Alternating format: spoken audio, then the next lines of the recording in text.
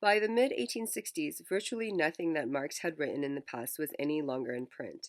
Marx's prominence in the International Working Men's Association and the emergence in Germany of two important working class parties, both founded by former members of the Communist League who held him in high esteem, led to the revival of interest in the Manifesto, as in his other writings, in particular his eloquent defense of the Paris Commune of 1871, commonly known as the Civil War in France, gave him considerable notoriety in the press as a dangerous leader of international subversion, feared by governments. More specifically, the treason trial of the German Social Democratic leaders, Wilhelm Liebknecht, August Bebel, and Adolf Hitler, in March 1872 gave the document unexpected publicity. The prosecution read the text of the manifesto in the court record and thus gave the Social Democrats their first chance of publishing it legally. An enlarged print run as part of the court proceedings, as it was clear that a document published before the 1848 revolution might need some updating and explanatory commentary. Marx and Engels produced the first of the series of prefaces, which have since usually accompanied new editions of the manifesto.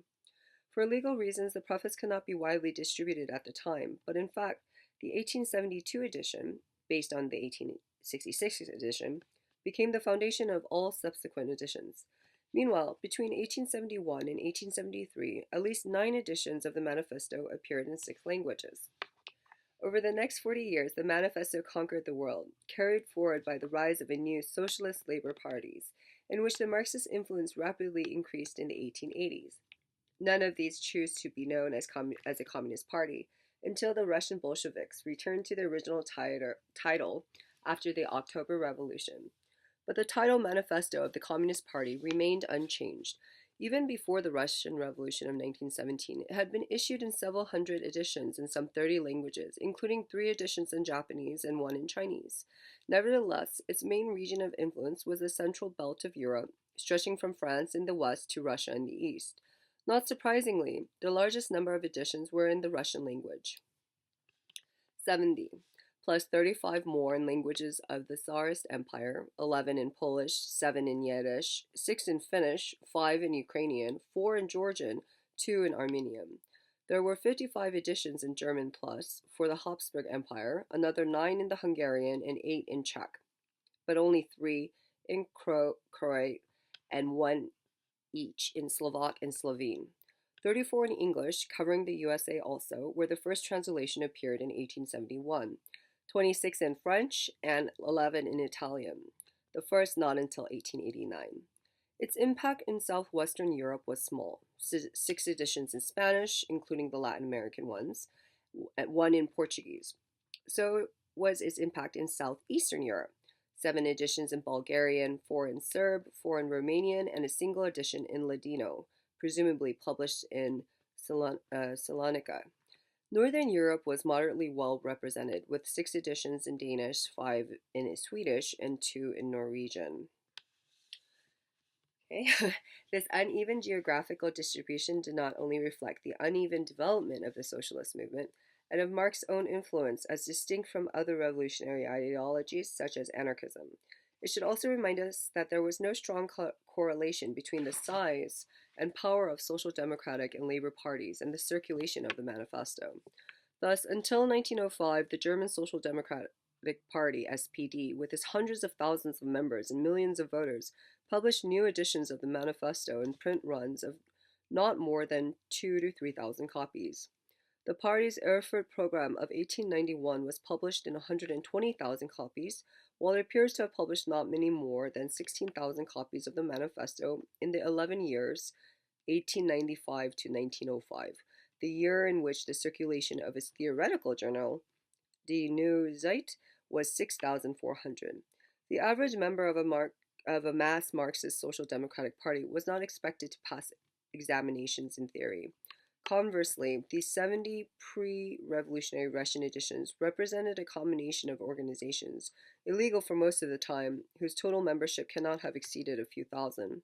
Similarly, the 34 English editions were published by and for the scattering of Marxist sects in the Anglo-Saxon world, operating on the left flank of such labor and socialist parties as existed. This was the milieu milieu in which the clearness of a comrade could be gauged invariably from the number of earmarks on his manifesto. In short, the readers of the manifesto, though they were part of the new and rising socialist labor parties and movements, were almost certainly not a representative sample of their membership. They were men and women with a special interest in the theory that underlay such movements. This is probably still the case. This situation changed after the October Revolution, at all events in the Communist parties. Unlike the mass parties of the Second International, 1889 to 1914, those of the Third, 1919 to 1943, expected all their members to understand or at least to show some knowledge of Marxist theory. The dichotomy between effective political leaders uninterested in writing books and the theorists like Karl Kautsky, known as and respected as such, but not as practical political decision makers, faded away. Following Lenin, all leaders were now supposed to be important theorists, since all political decisions were justified on grounds of Marxist analysis, or more probably, by reference to the textual authority of the classics, Marx, Engels, Lenin, and in due course Stalin. The publication and popular distribution of Marx and Engels' texts therefore became far more central to the movement than they had been in the days of the Second International. They ranged from series of shorter writings, probably pioneered by the German Elementarbucher de Communismus during the Weimar Republic, and suitably selected compendia of readings such as the invaluable Selected Correspondence of Marx and Engels to Selected Works of Marx and Engels in 2, later 3 volumes, and the preparation of their collected works, all backed by, for the purposes of, unlimited resources of the Soviet Communist Party, and often printed in Soviet Union in a variety of foreign languages. The Communist Manifesto benefited from this new situation in 3 ways. Its circulation undoubtedly grew. The cheap edition published in 1932 by the official publishing houses of the American and British Communist parties in hundreds of thousands of copies has been described as probably the largest mass edition ever issued in English. Its title was no longer a historical survival, but now linked it directly to current politics. Since a major state now claimed to represent Marxist ideology, the manifesto's standing as a text in political science was reinforced, and it accordingly entered the teaching program of universities, destined to expand rapidly after the Second World War, where the Marxism of intellectual readers was to find its most enthusiastic public in the 1960s and 70s. The USSR emerged from the Second World War as one of the 2 superpowers, heading a vast region of communist states and dependencies. Western communist parties, with the notable exception of the German Party, emerged from it stronger than it had ever been or were likely to be. Although the Cold War had begun in the year of its centenary, the manifesto was no longer published simply by communist or other Marxist editors, but in large editions by non-political publishers with introductions by prominent academics. In short, it was no longer only a classic Marxist document. It had become a political classic tout court. It remains one, even after the end of the Soviet communism and the decline of Marxist parties and movements in many parts of the world. In states without censorship, almost certainly anyone within reach of a good bookshop, and certainly within reach of a good library, can have access to it. The object of a new edition is therefore not so much to make the text of this astounding masterpiece available, and still less to revisit a century of doctrinal debates about the correct interpretation of the fundamental document of Marxism.